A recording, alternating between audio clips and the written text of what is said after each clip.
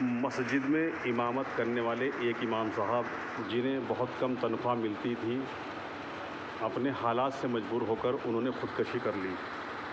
ان کے خودکشی پر social activist Aiman Rizvi نے واٹس ایپ کے ذریعے ہمارے چینل کے لیے ایک ویڈیو بھیجی ہے۔ آئیے ہم آپ کو ویڈیو سنوانے جا رہے ہیں۔ اس میں اس خودکشی کو لے کر ایمن رضوی نے اپنے خیالات کا کیا اظہار کیا ہے۔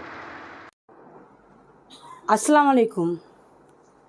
خودکشی کو بزدلی کہتا رہا جو عمر بھر، خودکشی کو بزدلی کہتا رہا جو عمر بھر، آج اس کو کیا ہوا جو خودکشی اچھی لگی۔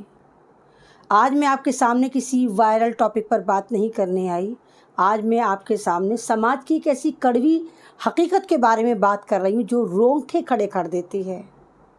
آج میں آپ سے بات کرنے آئی ہوں جھارکھنڈ کے مسجد کے ایک ایسی امام صاحب کی جنہوں نے خودکشی کر لی۔ یہ امام صاحب نے خودکشی نہیں کری، یہ مولانا شہباز انصاری نے خودکشی نہیں کری، یہ قوم کی بے غیرتی ہے جو مر چکی۔ بے غیرت قوم کون ہوتے ہیں؟ مسجدوں کے امام، جن کے پیچھے ہم نماز پڑھتے ہیں، جو ہمیں گائیڈ کرتے ہیں، جو ہمیں دین دنیا کے بارے میں بتاتے ہیں۔ اور جناب، پہلے عدالتیں نہیں ہوا کرتی تھی، پہلے پارٹیاں نہیں ہوا کرتی تھی، پہلے ٹوٹل جو سیاست تھی وہ مسجدوں سے کری جاتی تھی۔ مسجدوں کی جو کمیٹیاں ہوتی ہیں وہ علاقے کے اندر جتنے مسئلے مسائل ہوتے تھے اس کو دور کرا کرتی تھی۔ اور آج یہ حال ہے کہ ہماری مسجدوں کے امام خودکشی کر رہے ہیں۔ آپ کو معلوم ہے کہ جھارکھنڈ کے جن مولانا صاحب نے خودکشی کری ان کی عمر کتنی تھی؟ ماتر 31 سال۔ وہ مولانا تھے، کوئی بزنس مین نہیں تھے۔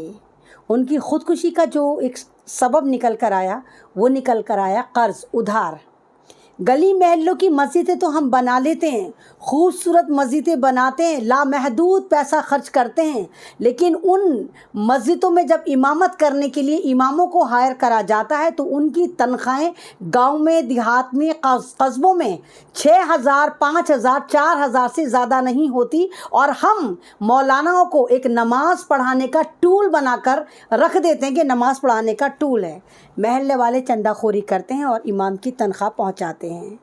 وقف بورڈ جو کہا جاتا ہے کہ ہندوستان میں سب سے امیر ترین پراپرٹی میں شمار ہوتا ہے، اس وقف بورڈ کے انڈر میں بھی پوری ہندوستان کی مسجدوں کی امام نہیں آتے، اور جو امام آتے بھی ہیں ان کو صحیح سے تنخواہ نہیں دی جاتی۔ 2-2، 3-3 سال سے ان کو بھی تنخواہیں نہیں ملی۔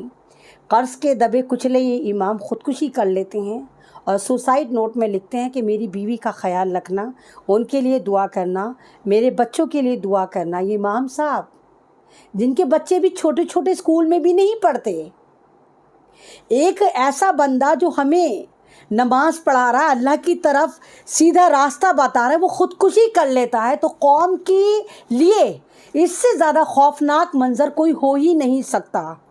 ارے ہم مسجدوں میں جاتے ہیں، مسجدیں بناتے ہیں، کروڑوں کروڑوں کی مسجدیں بناتے ہیں، لیکن ہم یہ زحمت گوارا نہیں کرتے کہ ہم مولانا صاحب کے لیے، امام صاحب کے لیے کم سے کم اتنی جگہ تو نکال دیں کہ وہ اپنی فیملی کے ساتھ وہاں رہ لیں۔ ایک 2x2 کا دڑبہ بنا کے اس کا حجرے کا نام دے کے مولانا صاحب کو اس میں فکس کر دیا جاتا ہے، اور وہاں بھی پوری ان پر نظر رکھی جاتی ہے کہ مولانا کس سے بات کر رہے ہیں، مولانا مسجد سے کیوں گئے۔ بھلا ہم فل فلیج 5-6 ہزار روپلی دے کے مولانا کو اپنا غلام سمجھنے لگتے ہیں۔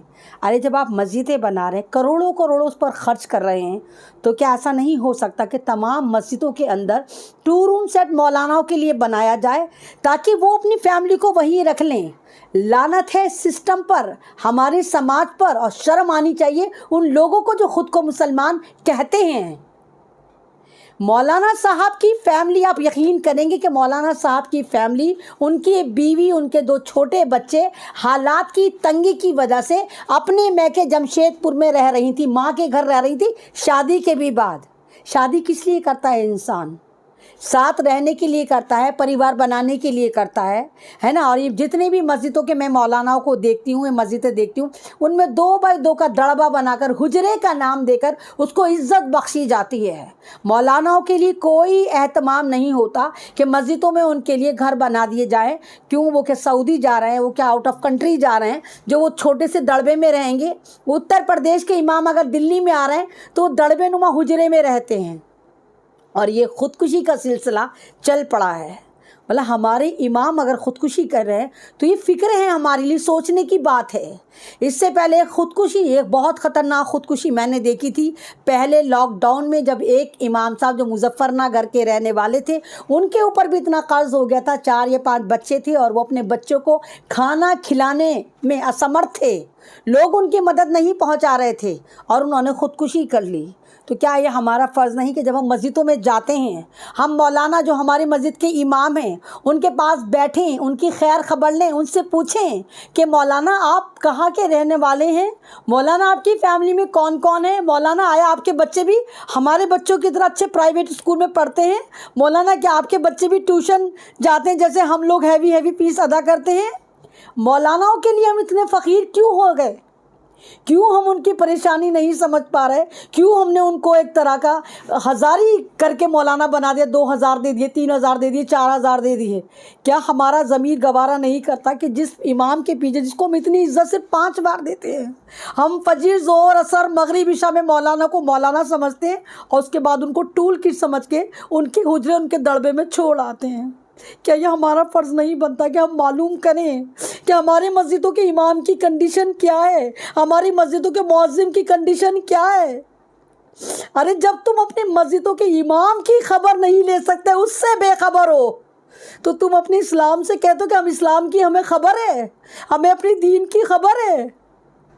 تو یہ خودکشیاں روح جھنجھوڑ دیتی ہیں، ایسا نہیں ہونا چاہیے۔